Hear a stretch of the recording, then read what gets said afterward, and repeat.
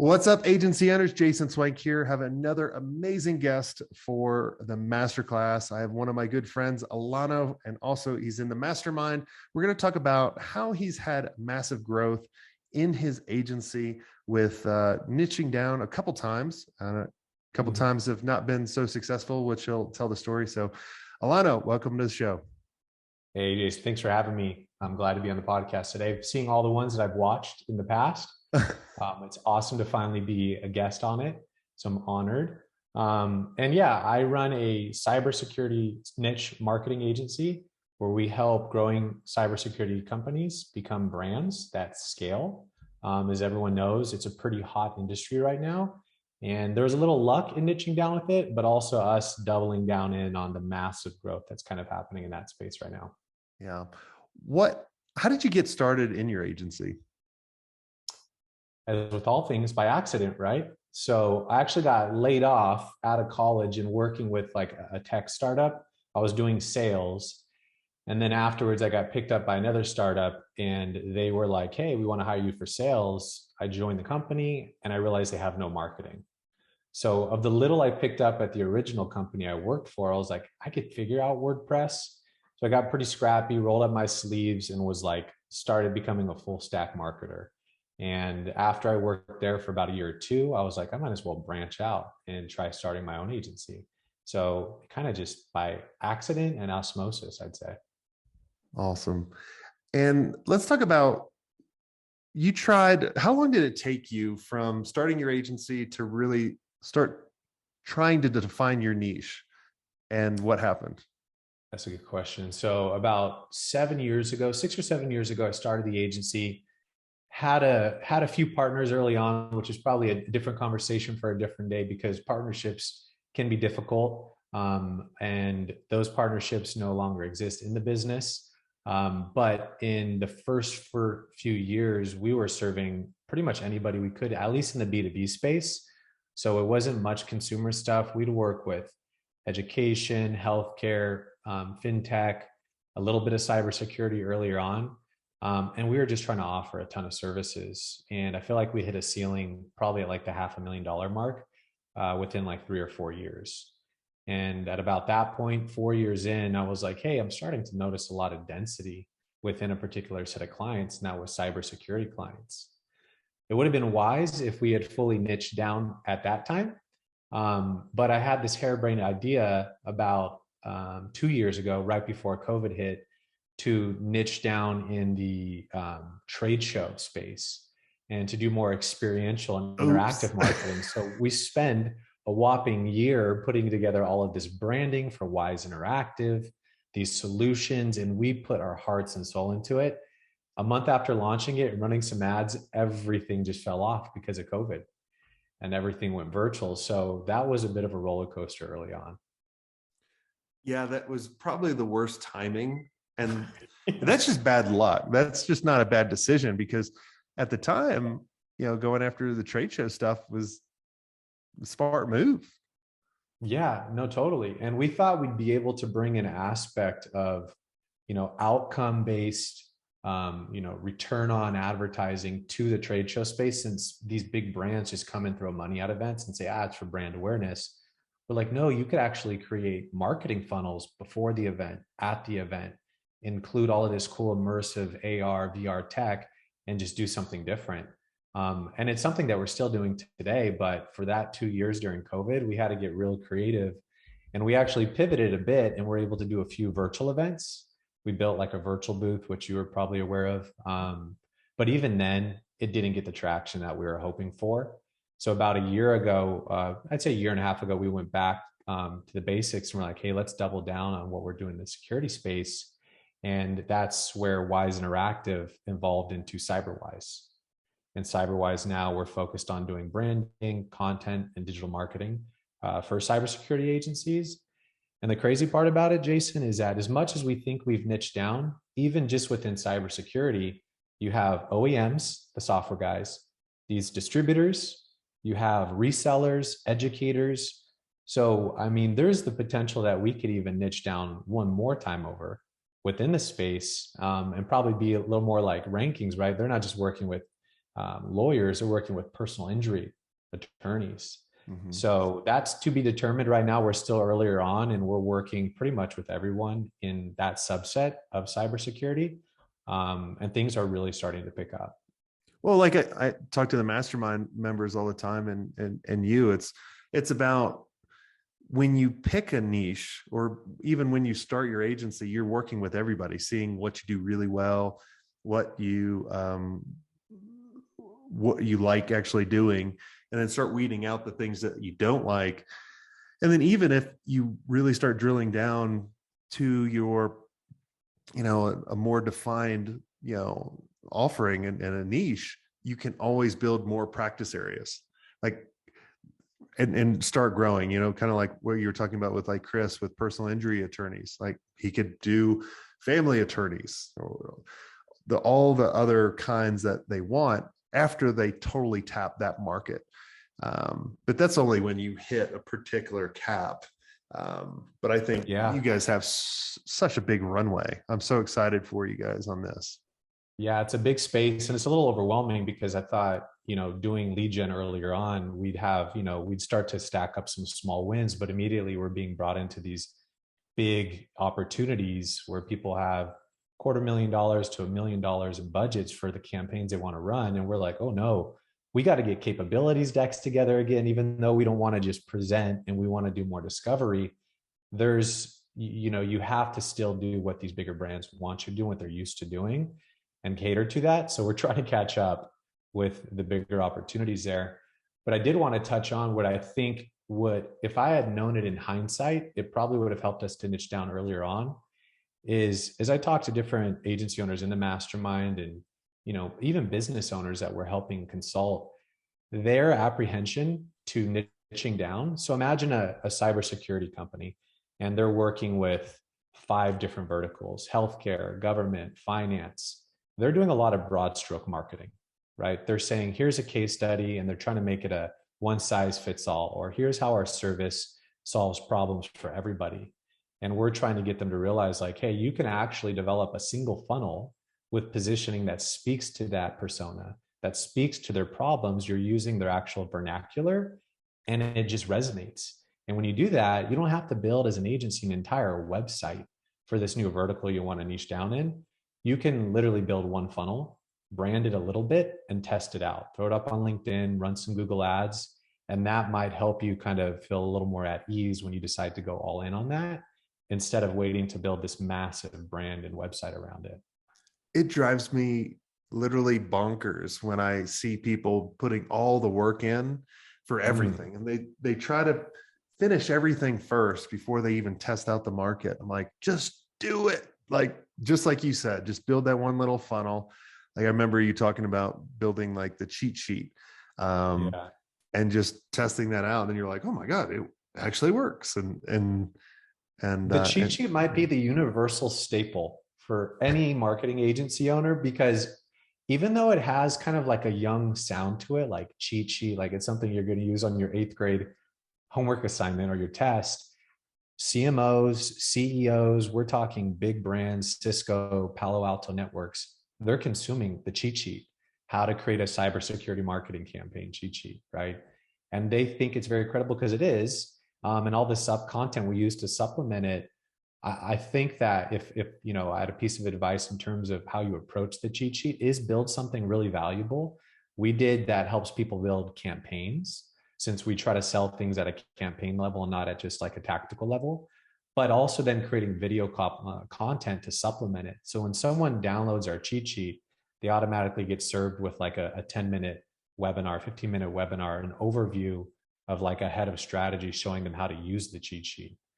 And so just seeing that cheat sheet, running some LinkedIn ads to it, even though a lot of them are middle of the funnel, it's building trust. So when other people come into our website, they're like, hey, our boss told you or told us to reach out to you because they looked at your cheat sheet. We're like, it's starting to really take off.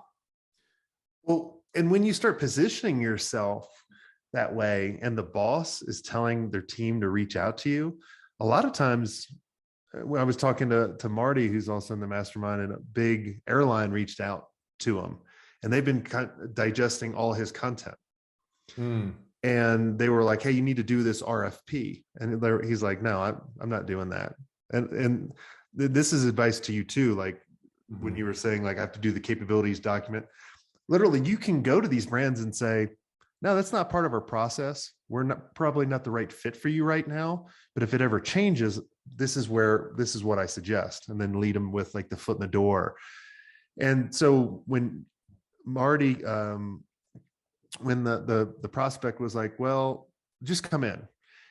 And then he started going through, the presentation of like asking them questions. And they literally stopped him in like 2 minutes. They're like, I think we're good. He's like, man, crap, maybe I should have done the RFP. And they said, no, we watched all your videos and digest all your content. We're going to go with you. We just have 2 questions. Yeah. Versus everybody else was jumping through all the hoops and everything. RFPs, man. Yeah. Not looking forward to having to ever do any of those. I'm going to stick to that plan. I'll take the person that reached out and I'll retarget them with some video content. How's that sound? Way better. Yeah. I mean, it's just way better. But I love how you pick this niche and I love how you're saying, like, I wish I could have done it, where create this small funnel to test out the market and then see how it goes. I think I heard it was Dan Martell saying it when he was building a software company, and he would want to test out products before fully investing or building out brands. He would just create kind of like a faux landing page. And there was, I don't even think, a demo behind the download. He just wanted to see if people would be interested, and he would invest the capital to test that stuff out. And so, yeah, there's a little ad spend that could go along with testing stuff out, but I look at it as more of like insurance to make sure you don't go down the wrong path. Yeah, but it's a brilliant strategy. Tell us a little bit about your selling strategy. Yeah, so I feel like one thing that we have done since early on, probably because both me and my business partner Ryan have a sales background and a bit of a consultative background from our earlier career, is that we have seen several agency owners commoditize their offering. So we'll do SEO, we'll do web design, and they actually are doing strategy, but they're giving it away for free, right? When you hear an agency owner, or as an agency owner, you're like, man, my client is pulling me into the weeds. It doesn't always feel good because you're solving business problems that they didn't really explicitly pay for.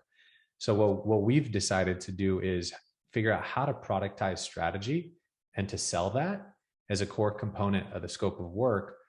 And it's an interesting concept because it's like, let's say someone's selling a website for $20,000, a competitor, and you're trying to sell it for $40,000. You might be able to say, well, hey, we're the same price as the other agency for the actual website build, but we're going to charge you 20 grand because we're actually going to do strategy. We value it. And that's going to be what creates the outcome. So you could almost say, in a sense, you are price competitive for the deliverable, but you're offering something that most of the other agencies aren't.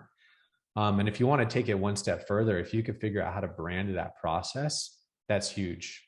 Me big on the branding. It's like, how can you take a process that is usually overlooked, create your 7 steps or create a flywheel, give it a name. We call ours Brand Scale 360, where it is a marketing flywheel. And that creates just so much more significant for the prospect. And they can ask you questions along each step or phase of the process. And that's really helped us sell big time versus just giving it away for free and feeling that remorse of, running your client's business for them in a sense.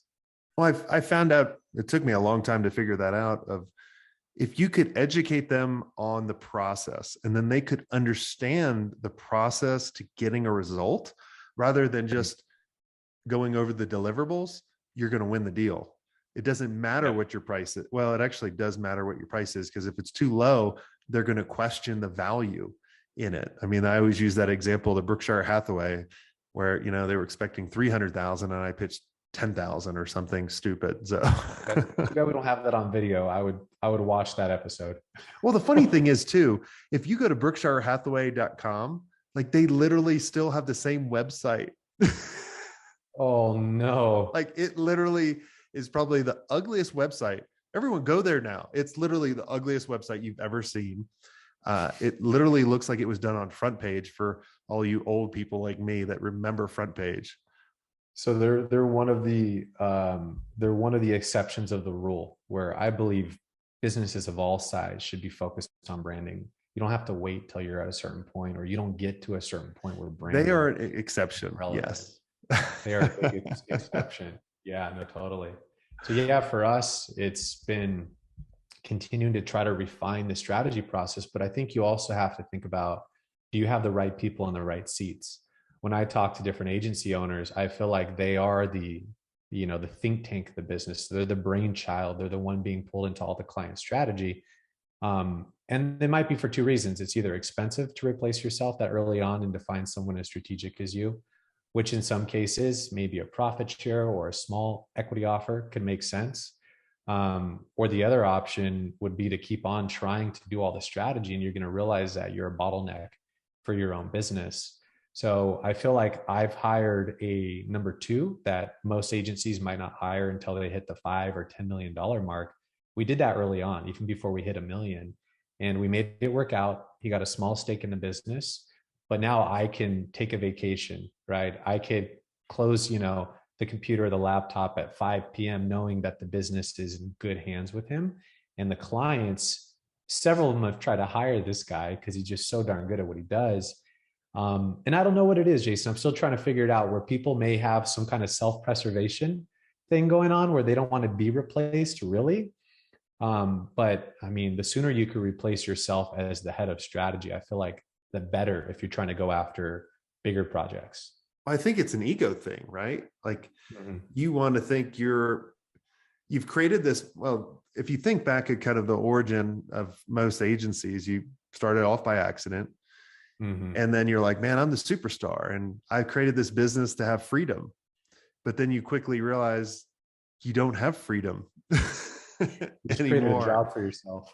Right. But then you're like, I don't know, like, I guess you don't know the steps in order to take in order to see if this person works, because you're the operations person that you're hiring, right? We're visionaries. We see in pretty colors and ideas and concepts. But when it comes to execution or being very like astute to a certain regimen or like building SOPs, like I know I've always struggled with that. And so you don't really know how to hire that. But it goes back to what we were joking about in the very beginning of like, what's your why? It's because the owner didn't really have that clarity in the very beginning. Think about the agency playbook, right? The first system, we talk about clarity. Have clarity where you're going, who you're going after, why are we doing what we're doing? And that gives the power to your team in order to make decisions without you. And once you get there, then I feel you can hire that person. Like, and I even looking back at your agency's project or growth, like you had to figure that out before you brought in the number two. Is that right? Or yeah, that is true. That is true. I mean, we went through this process, I mean, that we've done for, $100 million plus brands we've worked with, where when you're building a brand, you got to start with your why as an individual. So my personal why is to motivate and inspire people to pursue their greatest potential so that we can create a healthier and happier world. And then if you look at our company's why, it just reverberates that, but in the security space as it applies to marketing. So everything did start with my why. And I think it was Mark Twain that said that famous quote, the two most important days in your life are when you're born and when you find out why, right? And I think, you've beat it over my head. And now I realize all value behind it, which is take that why and don't just put it in the drawer, communicate it to your team often, right? Just like clients get amnesia, the teammates could get amnesia, the team members. And so reinstilling that why and what that vision is to the team habitually, like at least once a week, we're revisiting it, has been crucial to keeping everything cohesive. Because it takes off a lot of the pressure off you. When we realize that, and I love it when my team comes to me with ideas, and I'll never dream squash their ideas. I'll be like, cool, walk us through us, like what's the outcomes, but they would never be able to do that if we didn't say, hey, we wanted to be a resource I wish I had when I was running an agency. Does this help? People have more freedom. Does it help? Right? It's not all about growing faster. It's because some people don't want to grow anymore, but they want to have more time. I think most people want to grow their agency faster, or to a certain point so they can hire people to stop doing things. But they don't realize that if they do some certain things, they can actually stop the shit you don't like anymore. Exactly. And I think we want to try to, take it to the next level. And what you're suggesting a lot of, the agencies in the mastermind to do is think beyond bootstrapping, think about acquisition.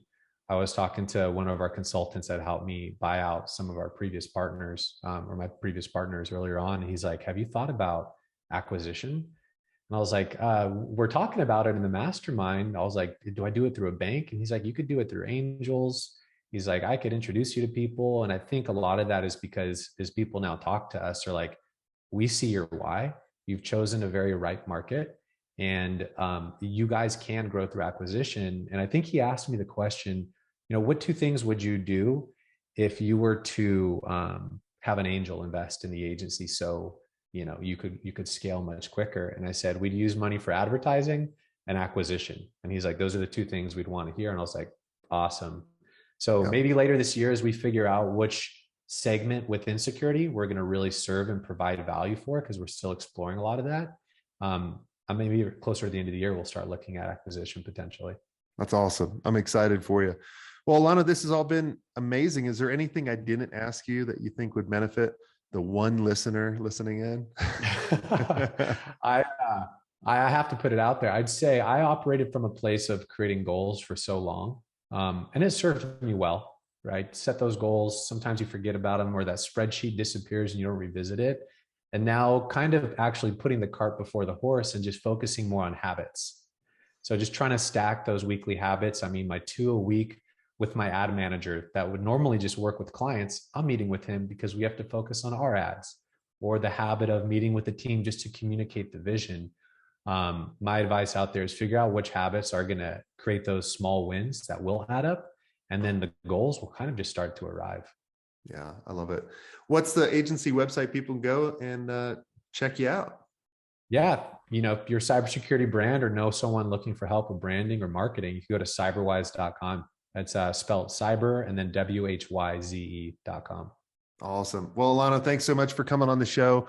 Amazing to have you on. Sorry it took me so long to have you on No the worries. masterclass, but you provided lots of great waited insight. for us to niche down. I get it. That's right.